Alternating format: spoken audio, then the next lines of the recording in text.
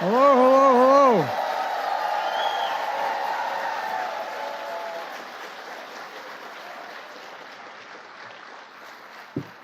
Please, please, before I begin, let me tell you what I told Jim about 20 minutes ago. I used to start off as a young kid getting involved in the civil rights. My state, Delaware, to its great shame, anyway, fought on the wrong side of the war. My state was segregated by law. My state, Delaware, was no different in terms of its laws than South Carolina or any other southern state. And like two other states just couldn't figure out how to get and fight inside the South because it was cut off. But the southern two parts of my state, they talk funny like you all do down here, you know what I mean? And but all kidding aside, I used to go when I got engaged I didn't plan on it. I love reading these biographies now, how I knew I was going to be president, I was going to run for president, et cetera. Truth of the matter was that I'm a kid who, we talk about impediments. I used to talk like that. I used to stutter. Came from a place called Claymont, Delaware, a lot of steel town, all went bankrupt. Come from Scranton, Pennsylvania, things didn't work out so well because of the economy. But you know what? Every time I spent time in the black church, I was telling Jim, I think of one thing, the word hope. No, not a joke. Pastor Old, thank you for allowing me to be back in this pulpit. And Senator, thank you for that introduction. I appreciate it. You know, you made a really moving sermon, Pastor. And thank you for the congregation of Royal Missionary Baptist Church and welcoming me back to Charleston to worship with you. I prayed with you here in February of 2020 when I was running for president. On my final full day as president, of all the places I wanted to be was back here with you.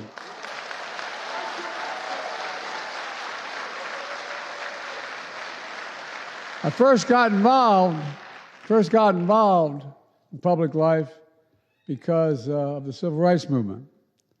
I'd attend 7:30 Mass at my church, then I'd go to another morning service at the AME Church in Delaware. The black church, the spiritual home of the black experience that helped redeem the soul of the nation, literally. That's the truth we honor. On the weekend, we celebrate one of the political heroes, my political heroes, many of yours, Dr. Martin Luther King. I have two busts in my office that I can see from my desk. I had two political heroes growing up, Dr. King and Bobby Kennedy. No, I'm serious, sir. You've been in my office, Jim. There's two busts that I see from my desk. On Sundays, we often reflect on resurrection and redemption. We remember Jesus was buried on Friday and he rose on Sunday. We don't talk enough about Saturday, when the disciples felt all hope was lost. Our lives and the lives of the nation, we have those Saturdays. We bear witness of the day before glory. And some people's pain are in pain, and they can't look away. But what the work we do on Saturday is going to determine whether we move with pain or purpose. How can faith get a person, get a nation through what's to come? Here's what my faith has taught me. Scripture says, as iron sharpens iron, so one person sharpens another person. That's what faith and friendship have taught me. And friends in South Carolina like Jim and Emily Clyburn. I could not be standing here. I would not be standing. That's not hyperbole. I would not be standing here in this pulpit were not for Jim Clyburn.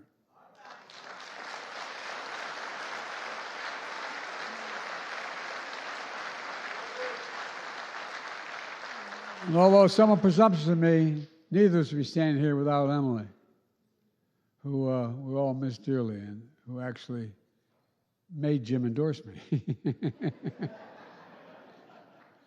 Thank you, Emily. South Carolina friends like Fritz and P.C. Hollings, who believed me when I got through one of the most difficult times of my life. When I was a 9-year-old kid, I got a phone call saying my wife and daughter were dead, and my 2 boys were not likely to live. Well, guess what? Jim, Emily, Fritz, and P.C., and so many friends in South Carolina have always been there for me, especially in those Saturdays when I felt all hope was gone. Those days when I buried pieces of my soul. My wife, my daughter, my son Bo, who's the Attorney General of Delaware.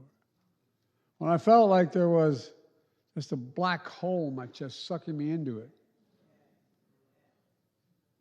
Anger and rage that I felt at the time.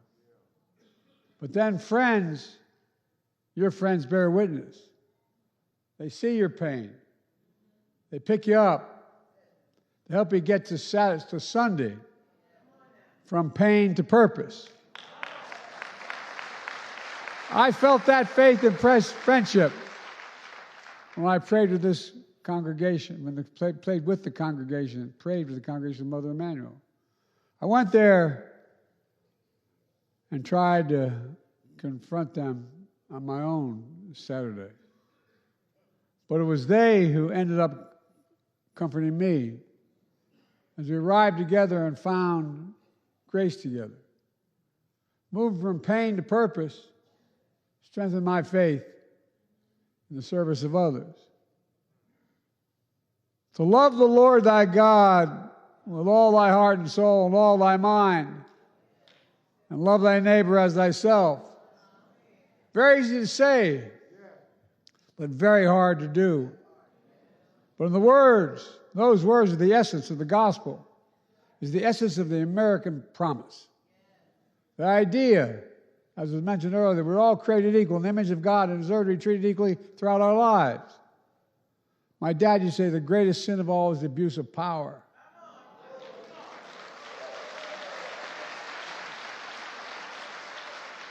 We've never fully lived up to that commitment, but we've never walked away from it either because of you and your ancestors before us, who followed light of the North Star, even in darkness. After this service, I'll be visiting the International African American Museum. It captures the ongoing story of redemption. I'll tour the exhibits and I'll speak about the power of history to make real the promise of America for all Americans. But this morning, I'd like to talk about the essential piece of redemption, the power of mercy and justice. With experience, wisdom, conscience, compassion, and science, we know how healing and restoration from harm is a pathway to the kind of communities we want to live in, where there's fairness, justice, accountability in the system, where the people we love go through hard times, fall down, make mistakes, but we're right there to help them get back up. We don't turn on each other. We lean into each other. That's the sacred covenant of our nation. We pledge an allegiance, not just to an idea, but to each other. That's who we're pledging allegiance to. That's how I viewed my decision to issue more individual pardons and commutations than any president in American history. To inspire and end federal death penalty by commuting most of those sentences to life in prison without parole. To commute the sentences of individuals serving disproportionately hard, long, and harsh sentences for nonviolent drug offenses compared to the sentence they would have received today commuting that crime.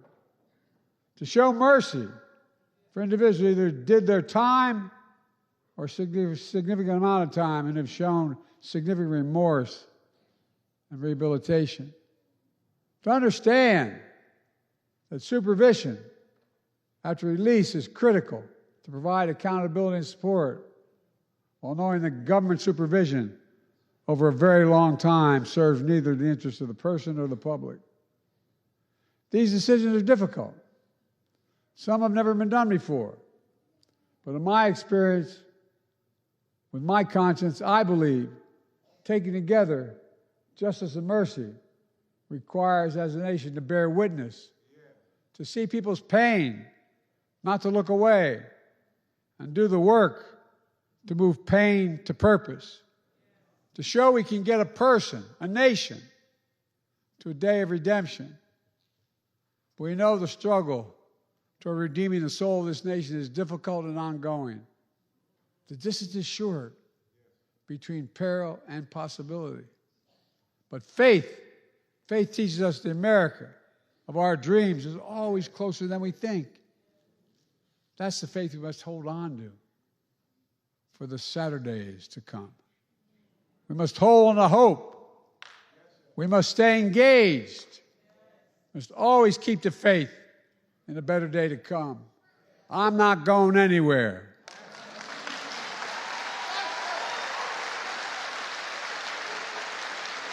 I'm not kidding.